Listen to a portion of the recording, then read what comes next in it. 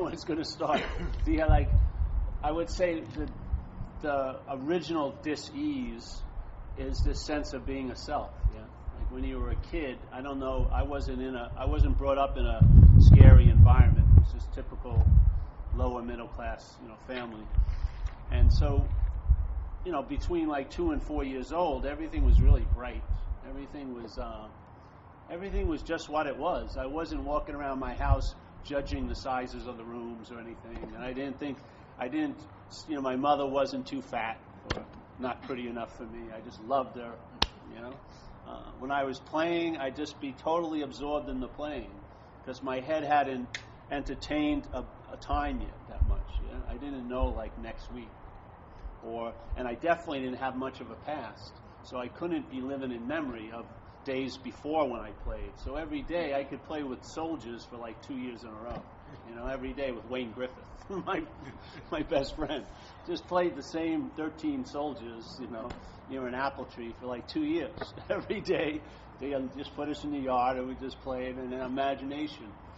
And at that point there was no discomfort, irritability, or restlessness that much. When I didn't get what I wanted, maybe you'd flip out, but it would be passing very quickly. But then something occurred, and I started growing into, it's almost as if the thoughts in my head got louder. Yeah. Before, they weren't that emphasized when I was a young kid. It was more playing, and being engaged. Yeah. And I didn't really think about loving my mother. I just loved my mother. Things started from love, not starting from thinking. Things started from here, not started from there and then. Which is where the thought system starts from. The thought system starts from the past. It does. It doesn't start from now. It pictures us as a body that was here before and will be here later. That's what it does. So it's almost like it was a slowly vacuuming up or a sucking up into a mental realm. And then life became a little bit, started being observed instead of lived, yeah? There was like a little critiquer or a little judger, and there was these vague feelings of something was really deeply wrong with me. Yeah, I couldn't put my finger on it because I didn't have much history yet. I didn't rob any banks when I was 5, 6 years old. I didn't do many heinous acts yet. But I felt really something was off. And that seemed to really agitate the thought system. There was a lot of thinking about the me and then the you also. They're both synonymous in a way. The me doesn't arise alone. It arises in relation to yous. Yeah. So my head started getting really active, and it was more starting like you were just James was talking about. It started becoming more of an observation of life than a living of life. And along with this sucking up in my head, I started to feel uncomfortable in my own skin, which is a real drag because it's the only skin you're going to be in seemingly for a while, until they get to a point where they can change all your skin. Maybe they will, but at this point, you're in the skin bag, and it's sort of weird to be uncomfortable in the only one you're in. And then, you started to feel irritable, restless, and discontent, which is the root of alcoholism, really. On the sensational level, that's it. There's an unease, and that unease triggers a desire to get relief, and what marshals the ideas and the attention and the will to get that relief is the root of the problem, I'd say. It's the thought system. Yeah? So the thought system says, don't worry, I'll take care of this, but it's what's producing the seeming problem. So that you can't rely on the problem to bring you a solution, though it will bring you many. It really will. It has endless bags of solutions. And you know what I mean? And there'll be different categories. And there's one that sometimes you go to the end, near the end, which is spiritual solutions. But this, in a way, is just as bogus as all the other solutions.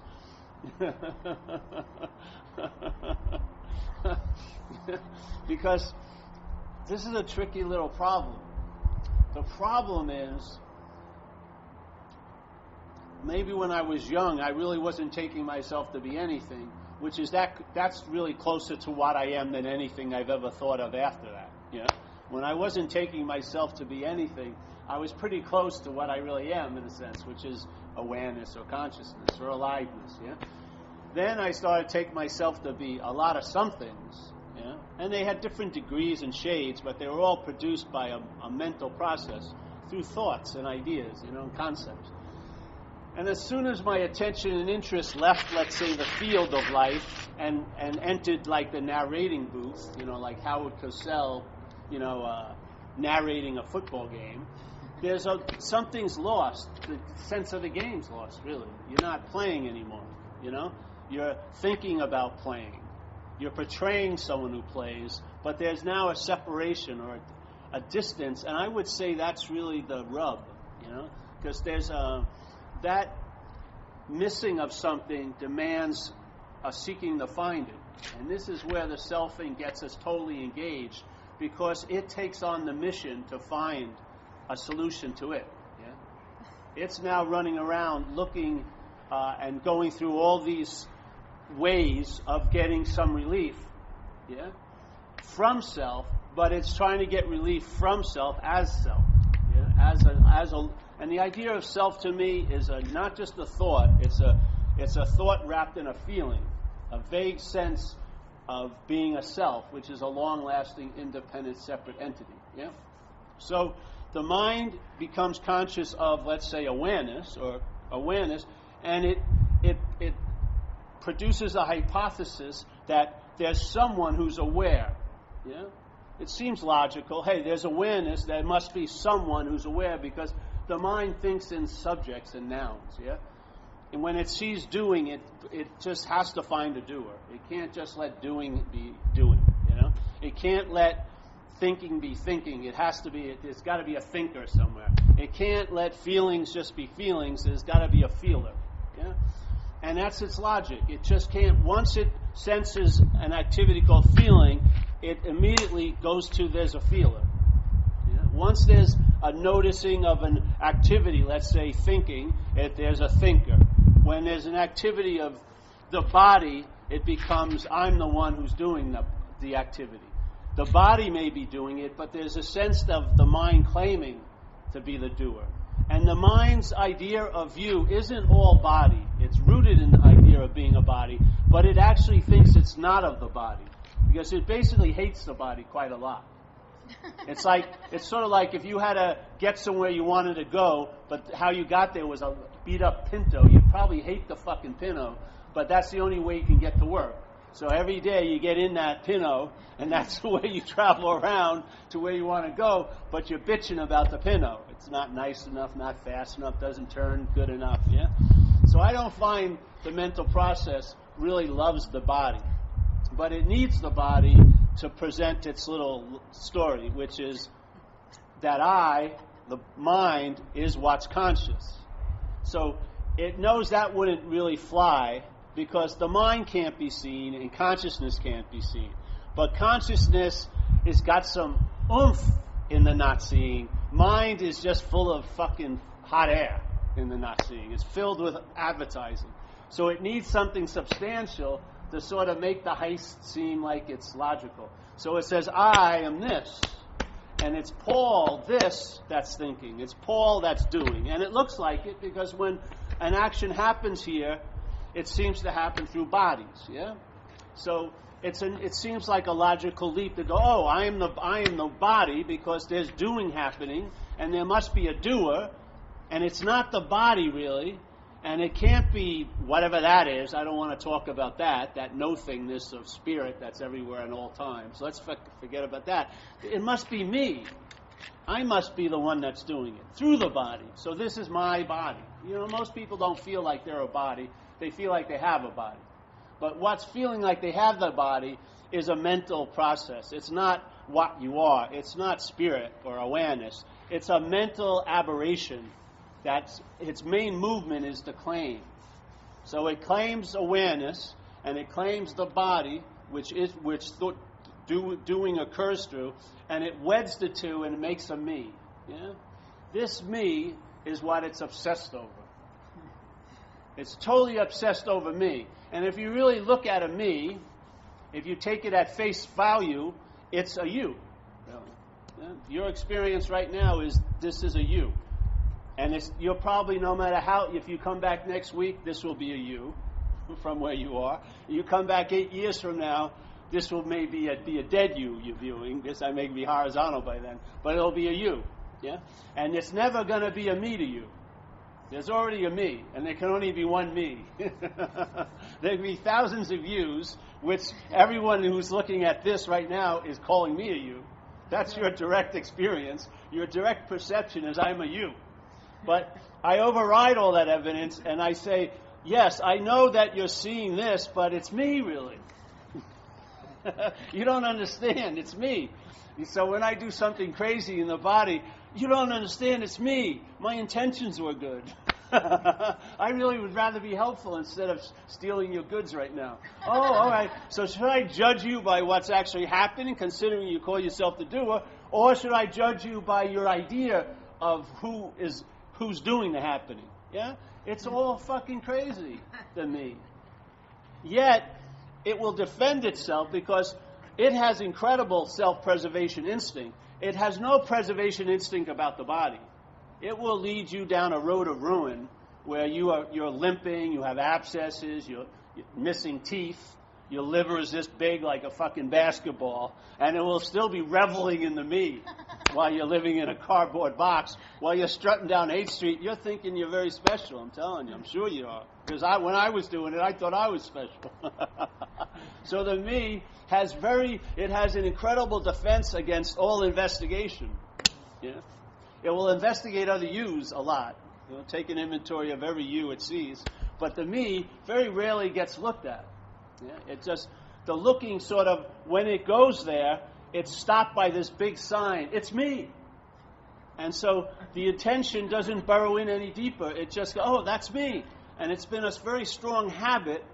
And it's an assumption because there's really nothing of any content back there, nothing of any weight, yet the attention never goes through it. It sort of it hits the billboard of the mind and shoots right back out. Yeah? So now it's attending to everything, and when the flow of information's both ways. So I see something, and then information comes back, but it doesn't come back in like a fluid, like circular form of knowledge, like going like this. It hits the billboard of me, and now it's me. Everything that I seem to meet, it's only me that's meeting them.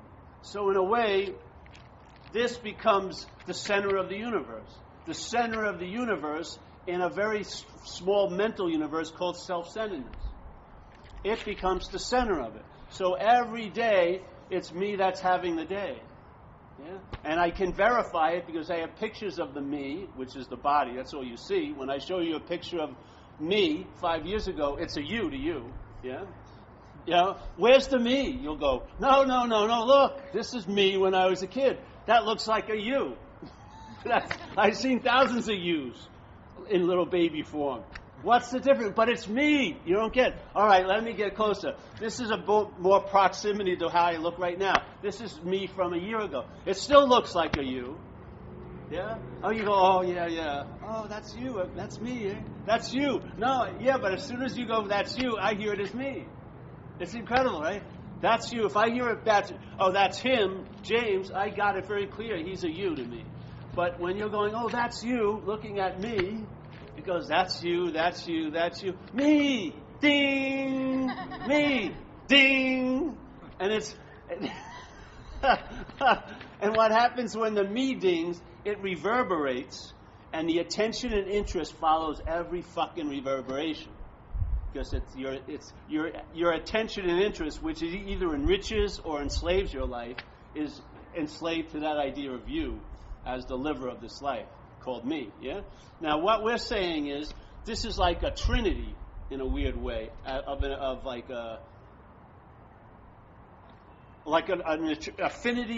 trinity of a delusion in a sense. There's I, which is valid, I'd say. Everyone, it's very difficult to say you're not on. You know, there is something that's animating you. Yeah, we can call it life or prana, the energy of all energies. But what the hell does that mean? You really don't know. They're just names, so that there's no need for more investigation. But when you go prana, what is that? Oh, it's some form of energy that animates everyone here, like electricity would animate all the light bulbs in this building. Yeah. Oh, now I understand. But you really don't understand. It's just a name. That's all right. Now I don't have to. All right, I know now. All right, that huge question is done. Prana, energy. You know. So let's say this is I. Let's say that animating principle, I would say, has a quality of being conscious or aware. Yeah, like an awareness, and it's not of a thing, obviously, because if it was, you would call it yourself. That would be your. In this logic, you would immediately know beyond a doubt that was you if it was a thing. Yeah? It's difficult to recognize it when it's no thing. Yeah? But you would, if it was a thing, if awareness was a thing, you would go, that's me. When it was thinging through you all day, you would be going, that's me, obviously. There'd be no confusion. But, so the I is sort of nebulous. You can't quantify it or add it up or subtract from it. It's just what is, let's say. You can't do justice. And then there's the you, which is seen. Yeah, I perceive yous all day. Yeah, I can actually perceive this you by looking in a mirror. The ability of the mirror to reflects this you. But when I usually see it, it's called me. Yeah? If you walk by and looked at the same mirror, that you that I would be seeing, I would call you. There would be no delusion. There'd be no confusion. Hey, get away! You're getting too much me here. You know, this mirror is only room for one. Get away! You know, I get confused because if two twos, which one is the me?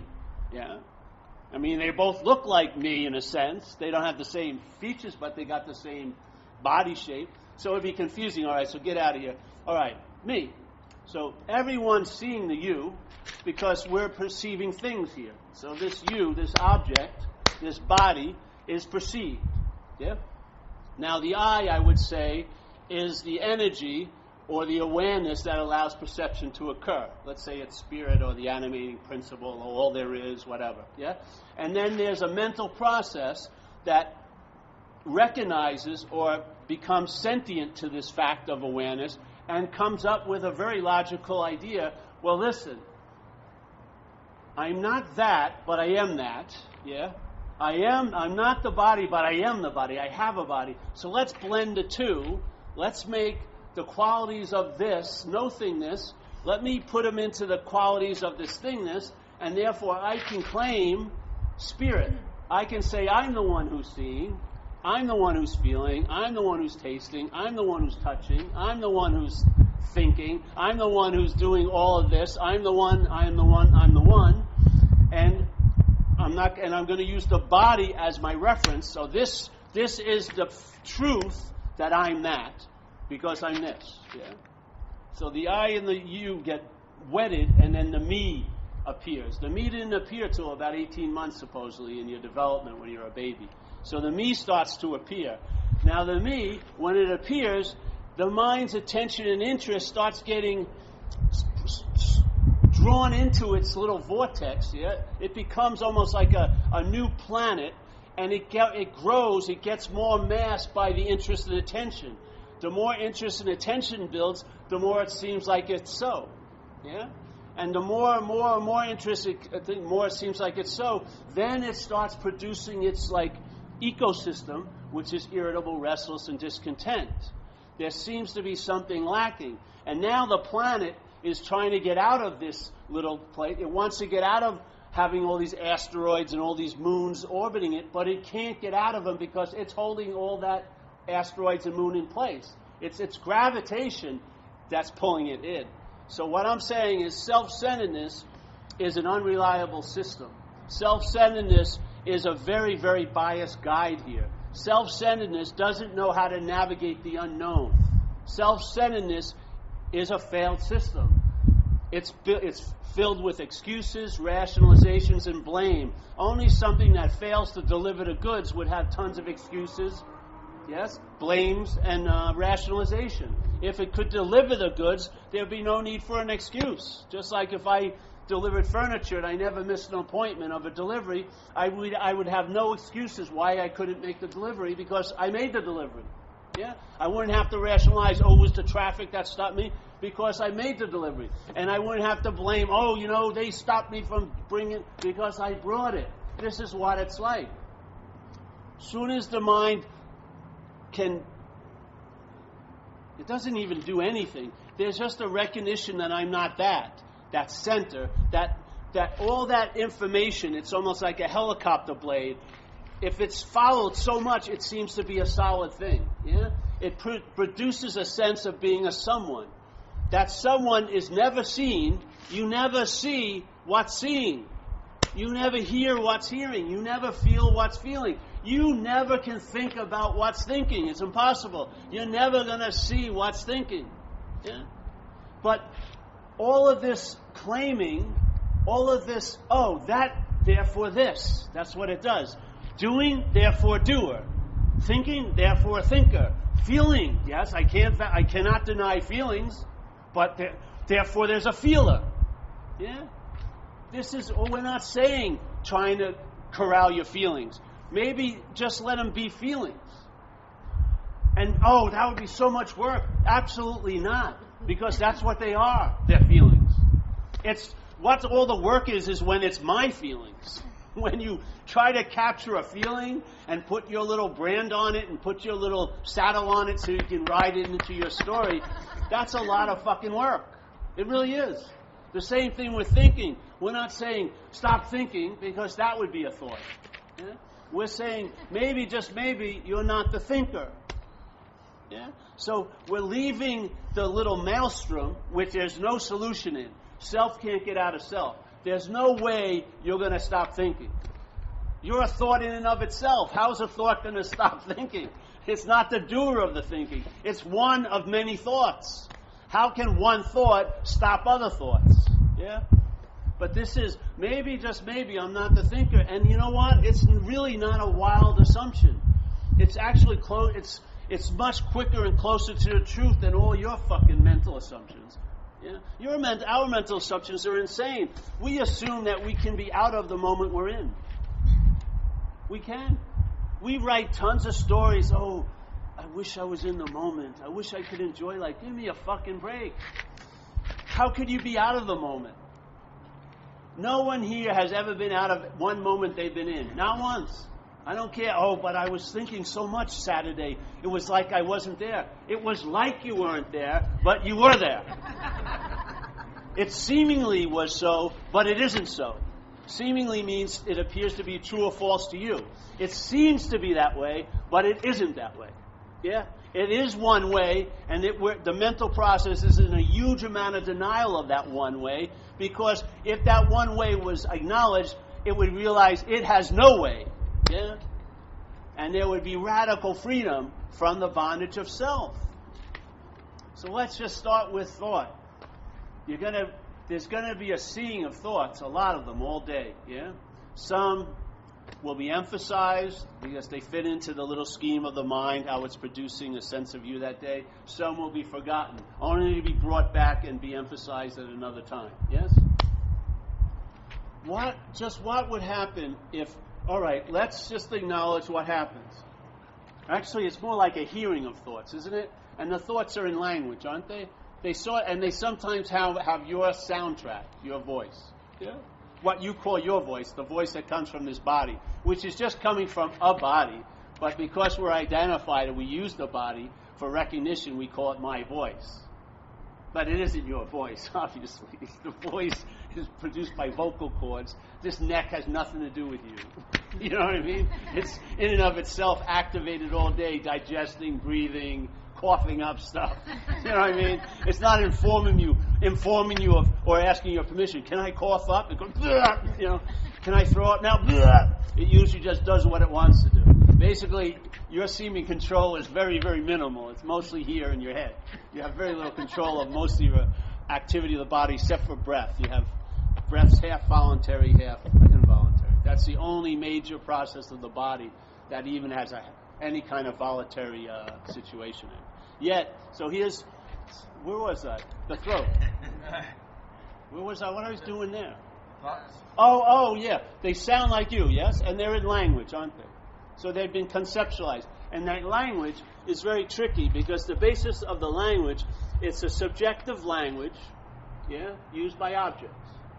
So the body is an object, and the brain is part of the objectiveness of the body, and the brain is facilitating thoughts,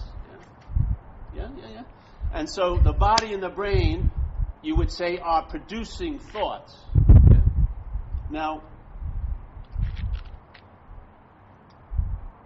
the mental process, which is one part of the brain, it has an incredible movement called claiming.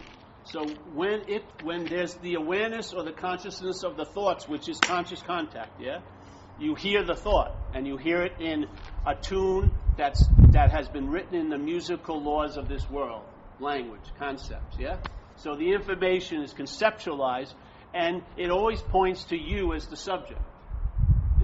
The object takes itself to be the subject. So we use the word I a lot, me, you, doer, haver, And it's very difficult to speak any other way because there's always a you no matter what you say. Like in recovery, a lot of people they're sharing, they go, for me, it's always back to you again. For me, my experience, for me, it's this way. I feel like, So this language is like the trance-inducing activity, yes? How the trance works isn't the trance itself, it's the my of it. It's when the mental process claims the thinking and uses the thinking to infer or point to a phantom thinker. That's the bondage of self. It's not the thoughts that are bonding us. It's the feeling of being the thinker of the thoughts or being the object of the thoughts that bond us. That's what bonds our interest and attention. Our interest and attention would notice these thoughts very easily as the same old thoughts. But the you has to be produced anew almost every second. So the same old thoughts have the same old purpose, but what arises is a feeling, it's a new feeling that's produced, a feeling of being you. That feeling of being a self has to be produced. And so the feeling that's produced with the use of the old it's like a new feeling. The new feeling is you're a historical person, but you don't have a historical feeling. It's a new feeling that produces a sense of being a historical action figure. That's what it does, So the thought system is used by this mental process, but through claiming it, by saying these are my thoughts, to do what? To reinforce the idea that there's a thinker there. And that thinker is going to be a mixture of the I and the you, not totally the I nor the you, but really all of me. The me is the main emphasis, The me. That's what it does. So you would think some attention would go to the I. If life was happening, some attention about life would go to the I, and that's where it would rest a lot because that's in and of its own nature. Attention is not of thingness, And then some attention, because we're in this action figure game, would go to the you, And through that balancing, the I would be noticed and the you would be attended to the level it had to be attended to facilitate a sort of harmonious life here. Seems pretty beautiful system. But the me has sucked a lot of attention that would go to the I, because we're aware of the conscious contact, but we take it to be us. So it claims the attention that was going to the I and puts its little picture in front of it. Now it's going to me. It claims the body as something I own, and when push comes to shove, it's me, but then it's not me. But, it's mine. It's like a piece of cattle I have. I may want to wash it, but then particularly if it doesn't work well.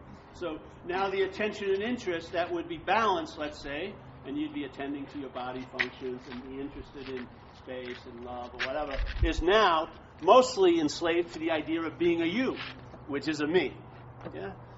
How's it working out?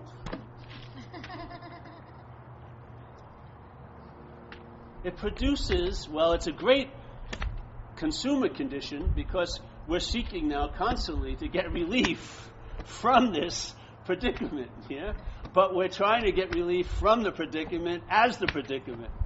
That's the dilemma, because we become identified with this phantom. So all the pointing, it just immediately triggers an assumption, it's me. We very rarely in our lives have ever been directed to look that way. Really. You know, some great teachers have come and offered a very nice tradition called self-inquiry.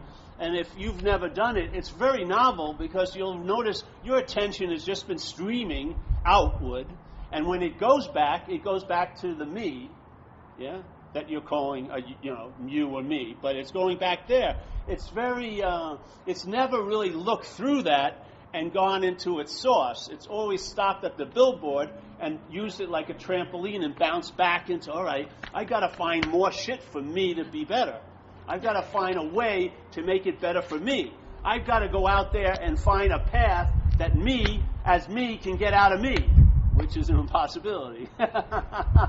Because every time, if you take a 2-year class of how to get out of you, that would be obsession with you, in a way. So even the paths to get out, really, if you look at it, are another way of being in. So it's really, to me, very important to get self can't get out of self, because it will really change the direction of attention, yeah? Once the system at least stops and it's not pouring out all day and going to this, maybe it just gets suspended for a little while, things can really clear up quickly. When all that agitation, all that seeking, all that movement that's dragging your attention with it because it's you that's seeking, it's you that's moving, it's you that's doing, if that's suspended by a little bit of investigation, the whole system can reconfigure. The attention, unshackled, can really do a number very quickly. You can open up to a download that can change your whole life here in like a nanosecond, literally. The mind could just snap out of something because inherently it's never really been in it. Yeah? That's the real solution. The real solution is what we're trying to get out of is an impossibility that we were ever in it. It's an impossibility. Just like it's an impossibility that you could be out of the moment. Yeah? So why are you trying so hard to get in it?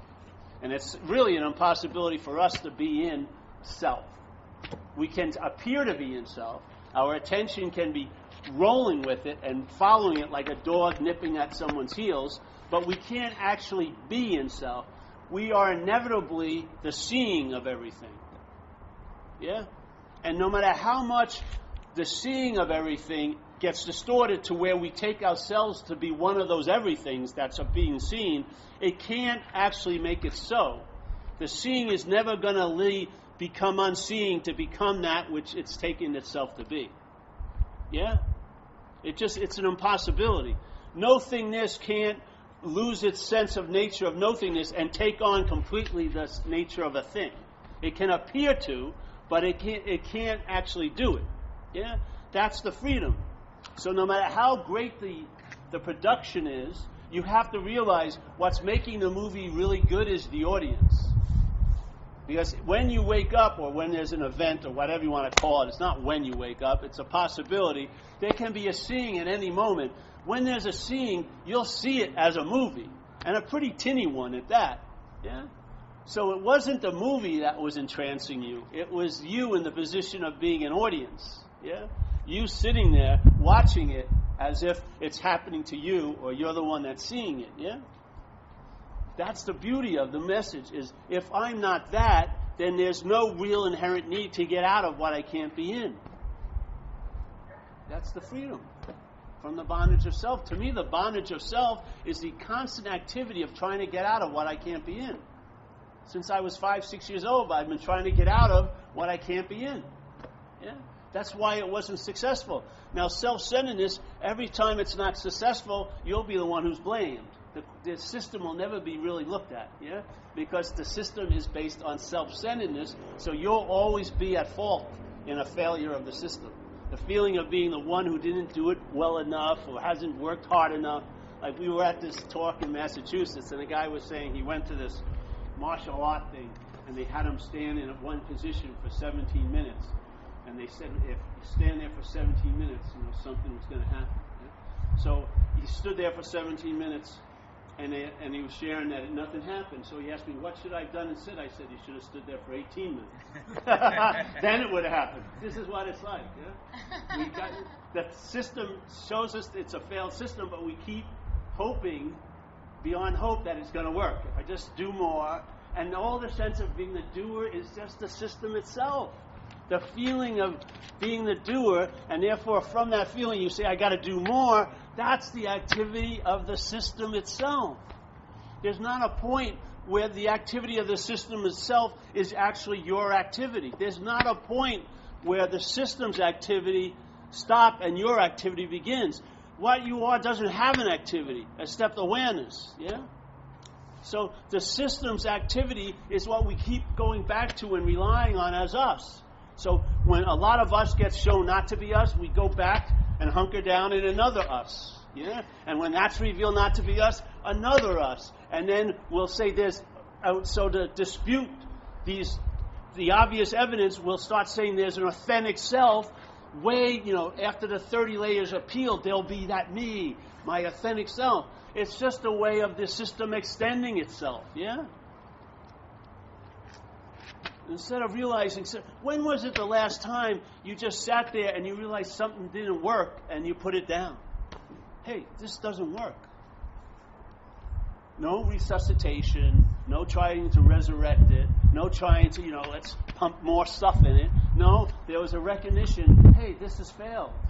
Yeah? Let me stand here with my pants down and see what happens. Instead of immediately going on and putting on another pair of pants. Oh, no, I'll do more. I'll turbocharge Buddhism. I'll, mix Kabbalah with Tantra and some Hatha Yoga and then some Pilates and some vegan, some fasting, maple syrup with ginger, garlic, and on and on, trying to just keep adding more ingredients to the mix. It's not cooking. Fucking put the spoon down, the ladle down, and just recognize something maybe. It was forced on me. That's what happened, I was happily involved in exploring the idea of not being me.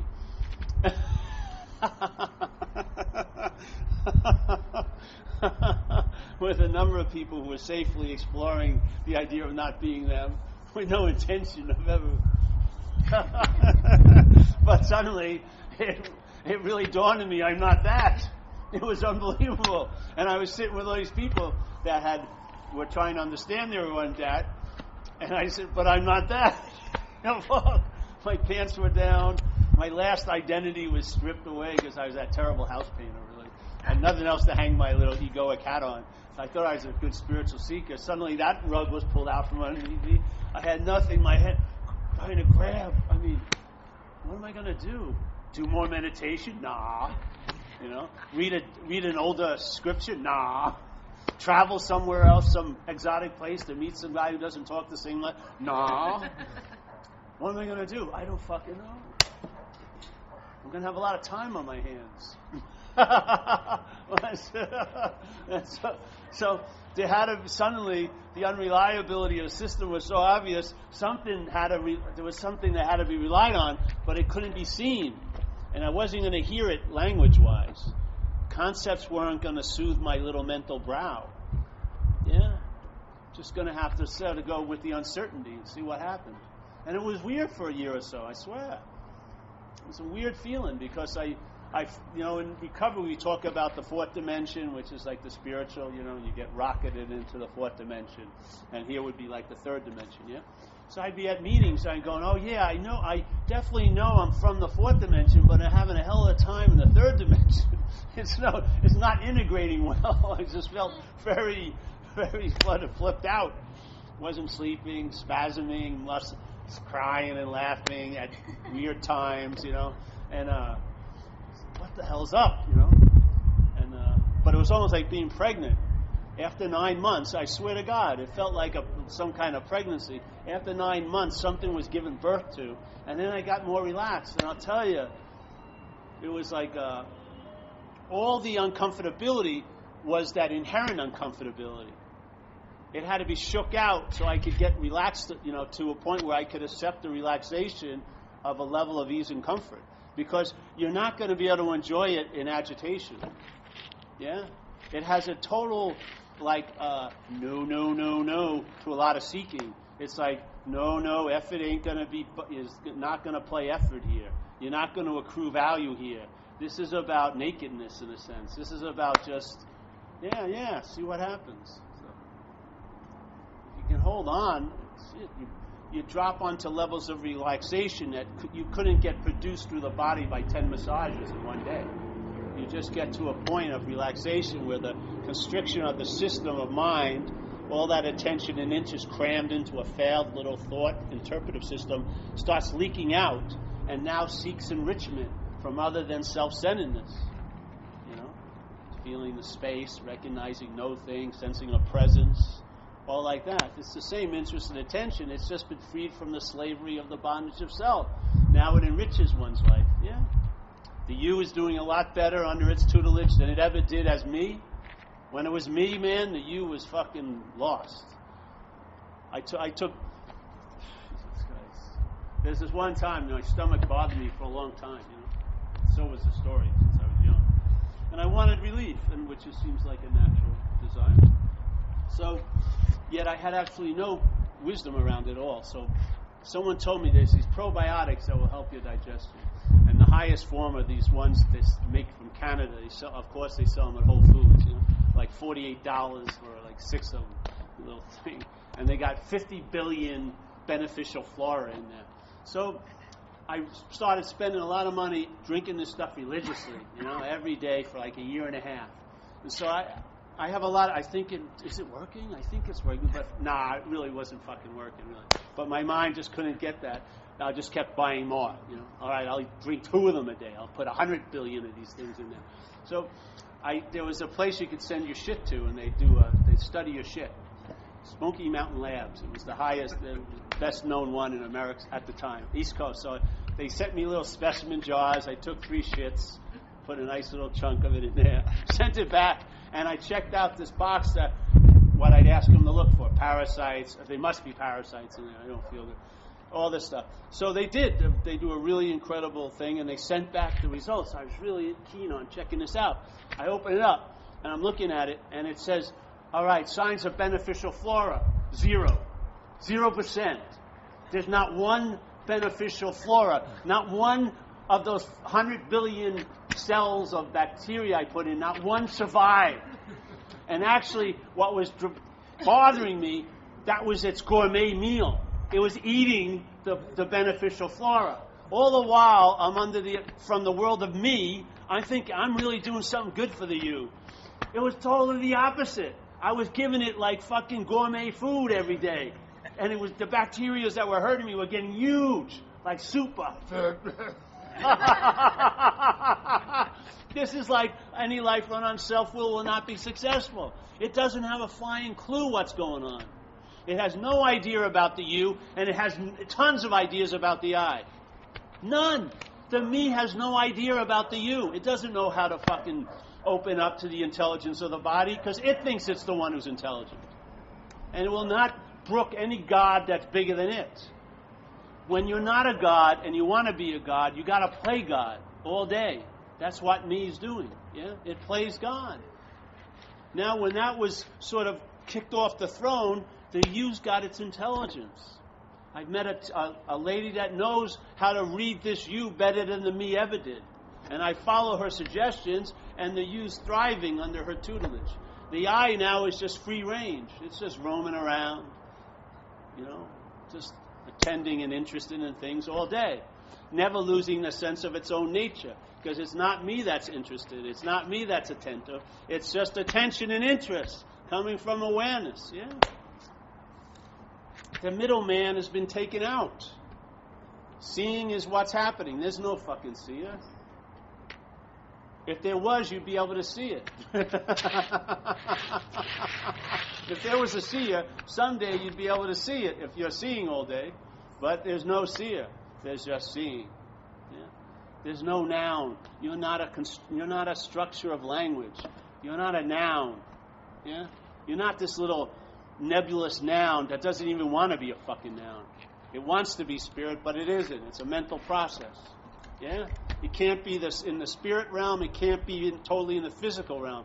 It's just like in a mental bardo in a way, sucking up attention and interest. So it gets to feel like it's something. And what allows it to feel like it's something is because of what you are, not what it is. It's vacuous and empty. Yeah? filled with tons of meaning, but there's no inherent substance to it. It's just yapping all fucking day. This is going to be terrible to me. I mean, how incredible is it that the me thinks itself to be so important it's worried about what's going to happen to it, when the you isn't, nor is the I. Yeah? But the me is totally obsessed about what's going to happen to it later on. Because it's the only apparition that lives in the mental realm of time. The body doesn't, and nor does the mind. I mean the I. They're not of time. This is of time, this little mental process. And it tries to apply time to the body and to the I. I'm going to grow wiser. Wisdom is available.